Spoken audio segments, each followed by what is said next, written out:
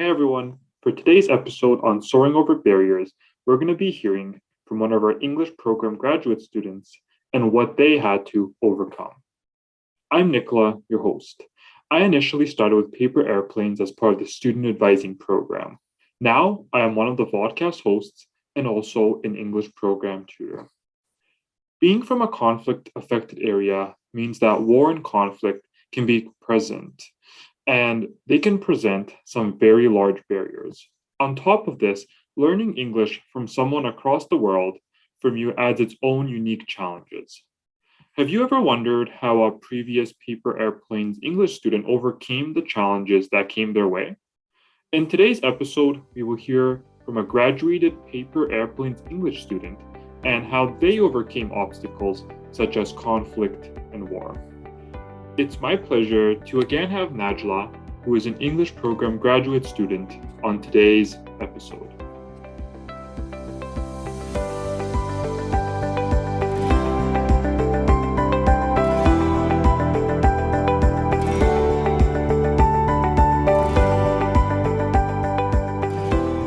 Well, happy to have you back here, Najla. So last time we spoke about a little bit about you. We spoke about your time with the English program and paper airplanes and got to know you and your journey. But today we're going to be shifting gears a bit and getting into a bit of a different conversation and topic. So the first thing that I wanted to ask you about today were what were some difficulties you experienced as a student with paper airplanes in the English program? Mm. Um, for me, there's of course the technical difficult and technical issue that any Syrian student will face. But as a student in English language program, I thought the accent was the most difficult thing I faced because my mother tongue affects on the English accent. So maybe sometimes my tutor misunderstand me because like in Arabic we don't have the P letter, we just have B. So it's hard to pronounce P when you talk in fast. So this is the most difficult for me, that I couldn't work on accent in English. Also, versus wise, there's some tutors also from different countries that have accent because their English was the second language. So also their mother tongue affects on their accent. So also it makes difficult to understand each other. This is, I think, this is the most difficult. Yeah, for sure. And that's something that I've also seen in the program, like you mentioned. I think, being apart physically from each other can sometimes lead to potential technical difficulties that can occur. But importantly, like you said, having tutors from some different backgrounds, it can kind of lead to difficulties because of different accents and maybe different types of English than we're used to hearing in our daily life versus learning from somebody else. So what I was wondering is, how did you overcome some of these barriers? How did you overcome being physically apart from your tutor and being from a different background as your tutor? Actually, after 2 years, I realized that that we are very similar to each other. I didn't feel the real difference because the different backgrounds. Because we are from the same ages, so we faced the same difficulties, like how to deal with your university, how so it's same challenges, and that small difference from the culture or from the diversity. Uh, I think it's not it wasn't big deal because the similar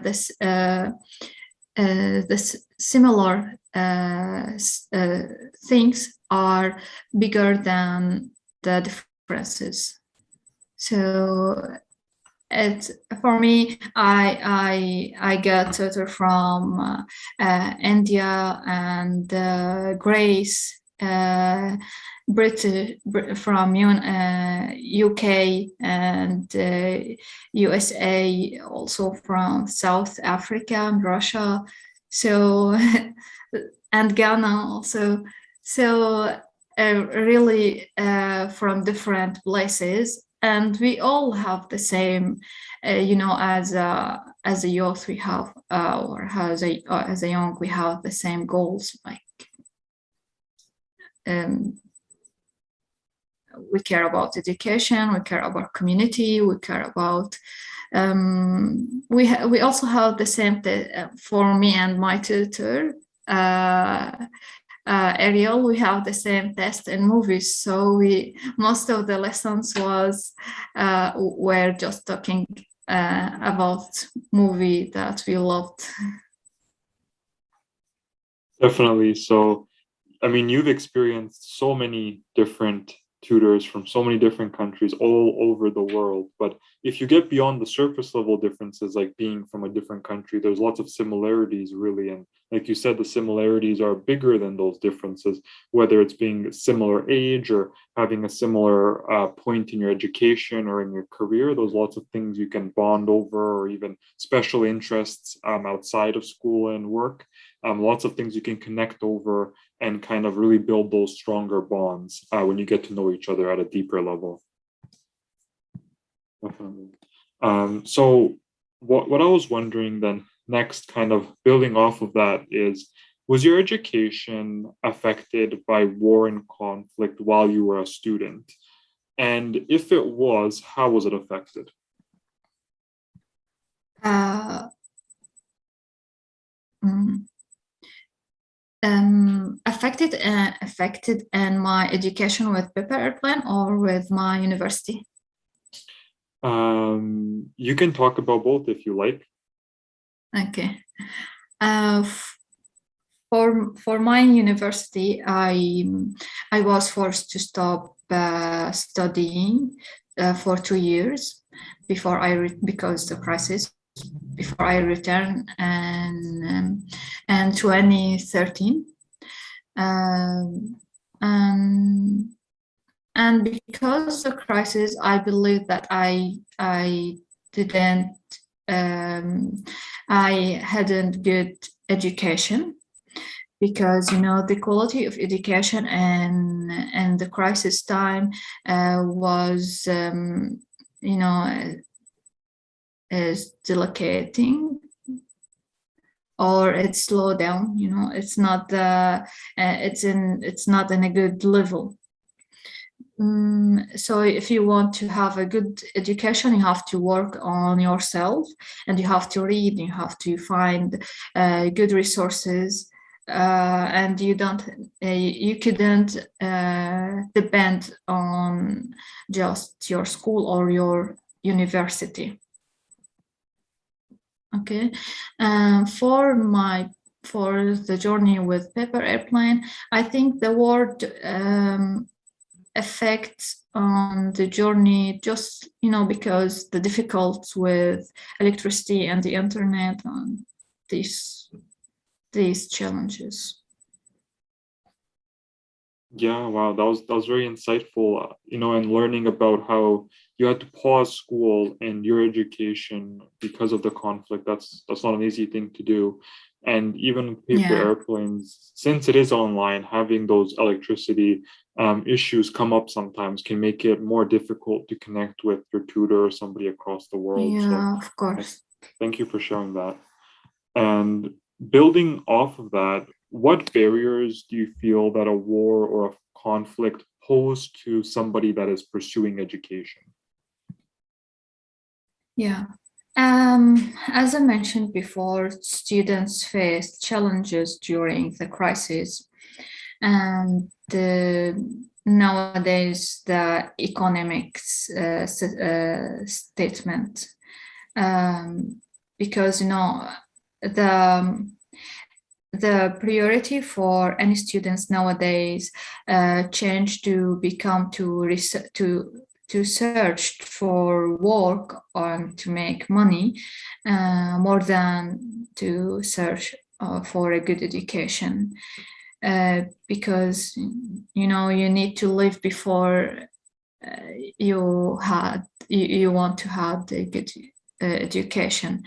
So nowadays it's hard to have a good education. Also, the high cost of taking a good quality education, such as English courses or any courses related to labor market, it's very expensive. So students try to find some free courses to have these skills. And also in crisis, I think most of the good teachers try to immigrate to another countries to find new opportunities. So sometimes you couldn't find the good teacher to learn from him. Yeah, thank you for sharing that as well. I think you really touched on so many important points in terms of really displacing people, or even people that want to pursue education. It can push them towards work because they have to earn money in those kinds of times of conflict or war, but that can really delay their education or even stop them from pursuing it and just make it more difficult for them in achieving what their bigger goals are in life. So that's just a lot of wide-ranging effects. So yeah, definitely. Really, thank you for sharing that. So the next thing I wanted to ask is, what advice would you give to any potential paper airplanes English program student? My first advice for anyone wants to apply for a paper plan is to think about this opportunity, to ask himself if you really want to study English, and do he really does he really have the time to study and a strong will, because it's not just any English course. There's another challenges, as I mentioned before, the technical challenges. So you have to care about your education with courses, and to face the challenges. So you have to.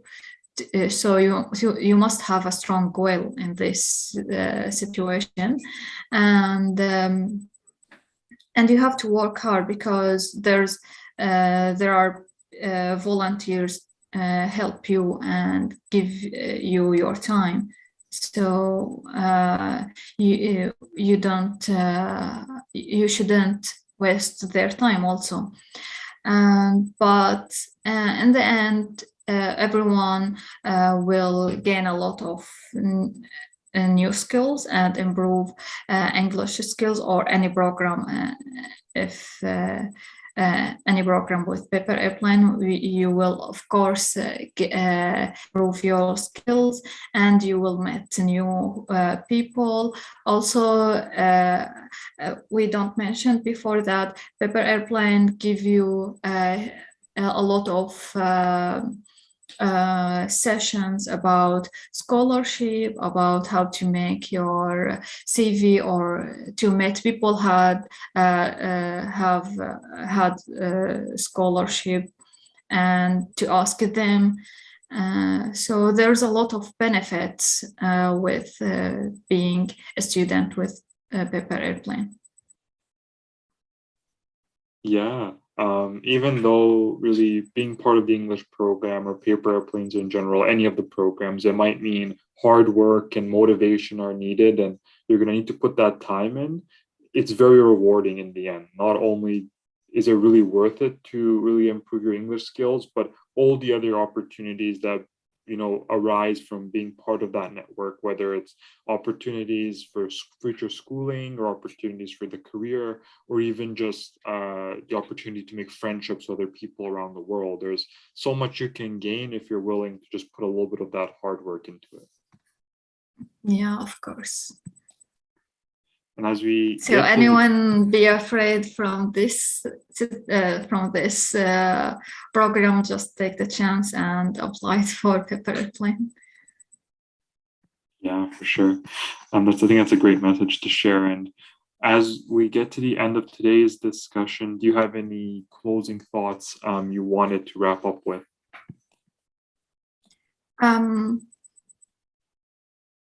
I just want to thank every tutor I met, Ariel, of course, and Kanishka, Dina, Saliha, Nasira, and all of them. You and Patrick, all of you are amazing, and I learned a lot from you. And I really made amazing memories with paper airplane, and I gained a lot of skills, English skills and different skills from paper airplane. So I would thank all the volunteers and workers from paper airplane, and I appreciate your hard work, and you make a better life for us. Yeah, amazing. And thank you again for those closing thoughts. Thank you again for being willing to speak with me and really share your experiences. It was really eye-opening, and I think you mentioned some really, really important things. So really thank you for that. Thank you, Nicola, for your time also. There are some great takeaways from our conversation. We heard from an English program graduate student about the challenges she faced when learning English. In particular, we heard about the barriers that war and conflict can present for students. Thank you to everyone who tuned into today's episode. Also, a big thanks to Shema, Muhammad, Rama, and Rosa for working on planning and editing the episode. If you enjoyed this episode, like this video and subscribe to our channel. You can find more information, including our website, in the description. Comment below with the challenges you had to overcome when pursuing education. See you next episode.